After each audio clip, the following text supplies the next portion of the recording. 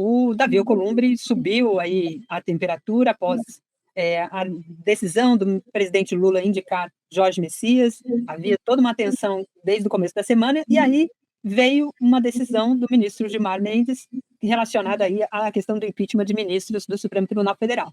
Mas, diante dessa situação do ministro Gilmar Mendes, houve algumas sinalizações por parte do Davi Alcolumbre, e eu acredito também que seja resultado também das movimentações feitas pelo presidente Lula. Os meus agradecimentos ao presidente Lula pela sensibilidade, pelo compromisso e pelo espírito público, muito especialmente com todos os brasileiros. Eu vou colocar aqui matéria publicada lá no nosso site, que dá conta dessa sinalização que eu chamei aqui para o título da nossa live de hoje, né?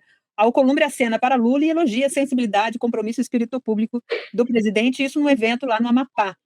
Vou descer aqui para a gente ler a matéria. O presidente do Senado, Davi Alcolumbre, utilizou um evento público no Amapá, nessa sexta-feira, para fazer um gesto de aproximação com o presidente Lula. Alcolumbre enviou, por meio do ministro da Saúde, o Alexandre Padilha, que estava no evento, né, um recado de agradecimento ao chefe do Executivo. A trégua ocorre após dias de desgaste entre os dois. A relação ficou estremecida desde a escolha de Jorge Messias para o Supremo Tribunal Federal, contrariando a preferência de Alcolumbre pelo senador Rodrigo Pacheco, de Minas Gerais. Durante a cerimônia, Alcolumbre dirigiu-se ao ministro Padilha com elogios ao governo federal e ao presidente. Abre aspas, Padilha, muito obrigada. Leve meus agradecimentos pessoal e institucional ao presidente da República, que tem nos apoiado e apoiado o Amapá a todo instante. Eu olho para eu vi esse vídeo e tal, da fala do Alcolumbre, vejo numa situação que é a seguinte: o Alcolumbre tem para o Senado e tem um Alcolumbre para o Amapá. Então, lá no Amapá, ele faz elogios ao Lula, porque, de fato, o Lula, assim como outros estados, tem feito gestos de valorizar a participação dos parlamentares nas ações que o governo tem feito nesses estados, atendendo aos pedidos, fazendo as medidas econômicas de infraestrutura e também as políticas sociais. Paulo, como é que você vê esse gesto, esse aceno? É um aceno meramente protocolar ou você acha que, de fato, há uma movimentação aí diferente dos últimos dias, hein? Olha, eu vejo esse aceno como um teatro, puro, como você falou, puramente protocolar. O comportamento do Alcolumbre foi bastante delicado, bastante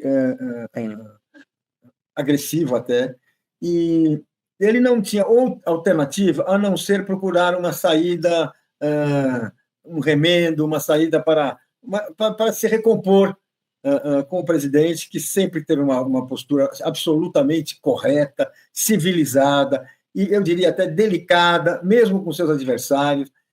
Esse é o estilo do presidente Lula, é um estilo exemplar nessa medida. Então, a atuação do Alcolumbre foi uma coisa desastrada.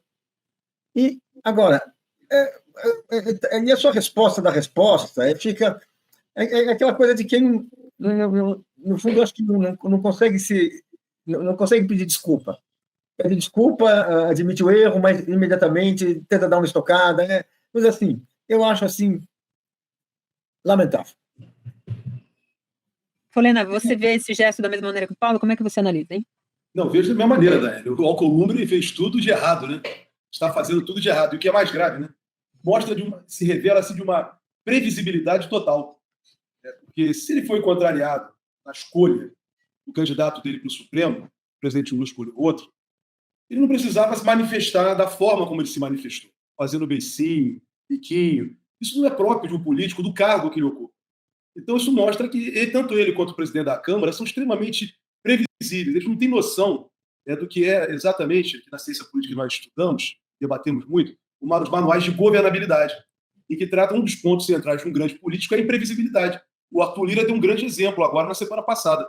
Fez lá o projeto da isenção do imposto de renda, cumpriu direitinho como tinha que fazer, sentou do lado do Renan Calheiros, deve ter cumprimentado. Isso é ser imprevisível.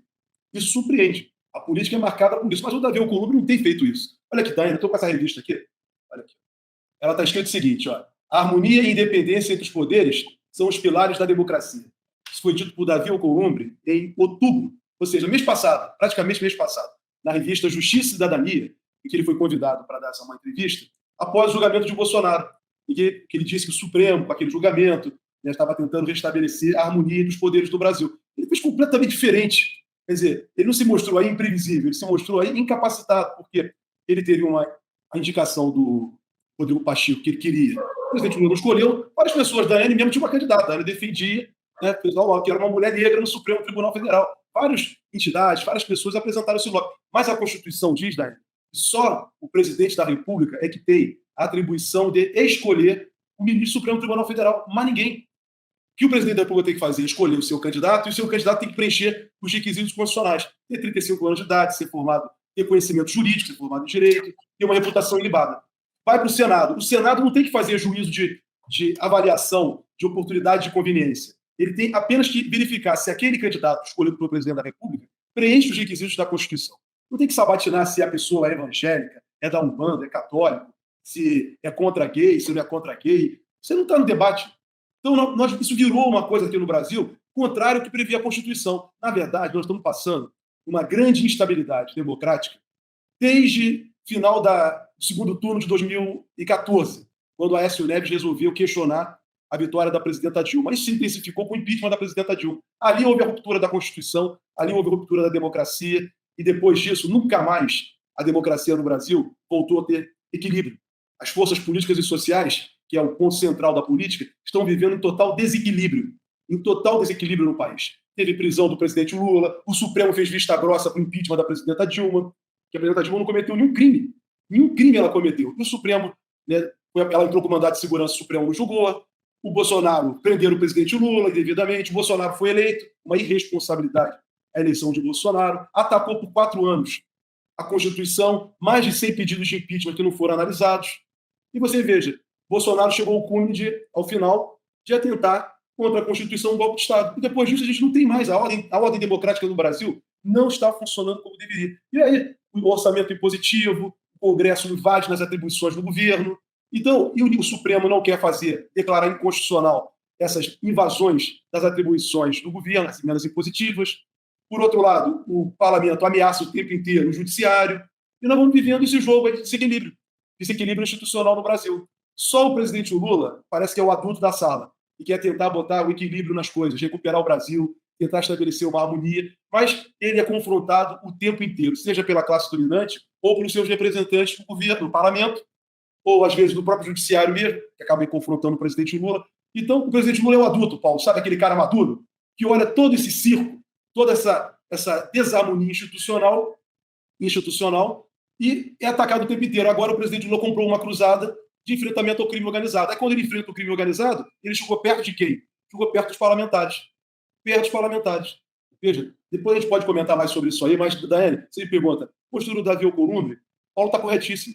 Ele não deu sinal nenhum, ele está se revelando totalmente irresponsável diante do cargo que ele ocupa.